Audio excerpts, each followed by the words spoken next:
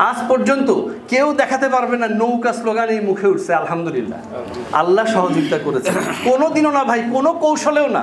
কিন্তু আমরা এরকম অনেক দেখেছি, বিভিন্ন সময় দরকারে হেলমেট পরেছে, আজকে আবার তারা আবার বড় বড় কথা বলে যে ওই সময় নাকি কৌশলগত কারণে হেলমেট পরতে হয়েছিল। ভাই, হেলমেট পরতে হবে কেন?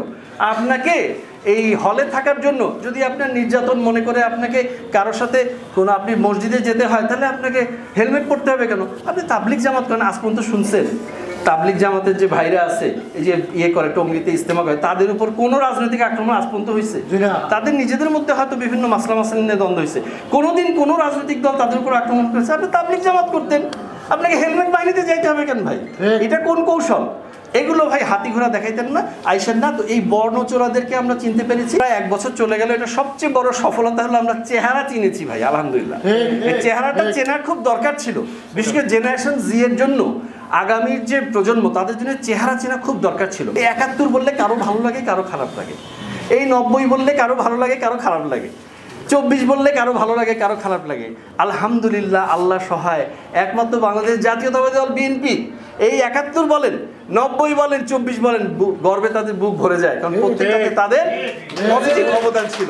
এই জন্য আমরা বলতে চাচ্ছি, যারা এই 24কে নিয়ে আসলে খেলাধুলা করতে চায় বা এইটাকে আসলে দিয়ে অন্যটাকে ডিনাউন্স করতে চায়, তাদের আসলে ওই জায়গাগুলোয় খারাপ লাগা আছে ভাই। আরেকটা হলো প্রভু চোরা আছে এক মানে গোষ্ঠী।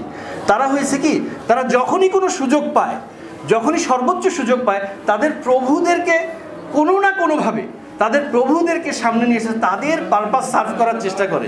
এটা তারাও যতদিন সুযোগ পায়নি ততদিন মানে না মানে আমরা বুঝি না মানে এই হাতরে হাতরে দেশ চালায় এরকম মানে। যখনই তারা সুযোগ পায়, মনে করে এই তো কালকে মনে হয় একটা ভালো দিন আসতেছে, মনে হয় এবার টিকে গেলাম বোধ হয়, তখনই দেখবেন তাদের প্রভুদেরকে সন্তুষ্ট করার জন্য যতগুলো চেষ্টা, সেগুলো তারা করতে থাকে। দেখবেন যে একটা বিপদে পড়লে সবাইকে ডেকে আলোচনা করে, একসাথে ছবি টবি তুলে হাসি টাসি দিয়ে দেখায় যে হ্যাঁ এই তো আমরা সবার সাথে আছি। কিন্তু দেখবেন অনেক বড় বড় ইস্যু, আপনি একটা করিডোর দিবেন কিনা, আপনি একটা পোর্ট দিবেন কিনা ম্যানেজার, এগুলোতে কাউরে ডাকাডাকি নাই। এরা আসলে প্রভু চোরা, আমি বলি প্রভু চোরা, মানে এই প্রভুদেরকে লুকিয়ে রেখেছিল, সুযোগ পেয়ে প্রভুদেরকে সামনে এনেছে। তা আমি বলতে চাচ্ছি ভাই, আপনাদের যত বড় বড় অর্জন ছিল জীবনে বিভিন্ন জায়গায়, এই প্রভু চোরা রূপটা যদি না দেখাতেন, মনে হয় কবরে যাওয়ার আগ পর্যন্ত আপনাদেরকে যে রাজনৈতিক দলই ক্ষমতায় আসুক আপনাদেরকে মাথায় তুলে রাখতো।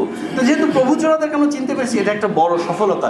এই জন্য বলছি 24-এর গণঅভ্যুত্থানে এই ইতিহাস চোরাদের একটা আমরা চিনতে পেরেছি, আর এই গণতন্ত্রের পরবর্তী সফলতা বলতে প্রভু চোরাদের আমরা চিনতে পেরেছি। এখন সামনে ইনশাল্লাহ জনগণ সেই রায় দিবে। সবশেষে সবার সুস্বাস্থ্য দীর্ঘায়ু কামনা করে জাস্ট একটা জিনিস একটু বলি, সেদিন একটা জার্নি করে ঢাকায় দূরপাল্লায় আসছিলাম, তো রাতের বাসে জার্নি, ঘুম আসছিল না।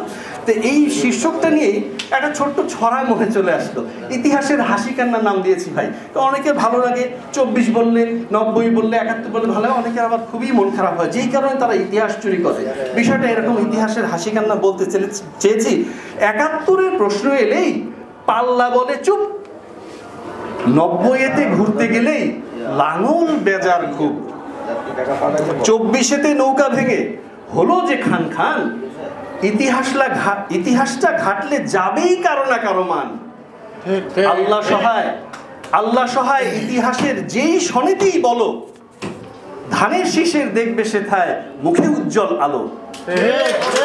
ষড়যন্ত্র করুক যে কেউ পাবে না পরিত্রাণ, ধানের শীষে খুঁজবে জাতি বাংলাদেশের প্রাণ। ইনশাল্লাহ সবাইকে ধন্যবাদ। ছিলাম, আছি, থাকবো রাজপথে, দেখা হবে বিজয়ের পথে ইনশাল্লাহ।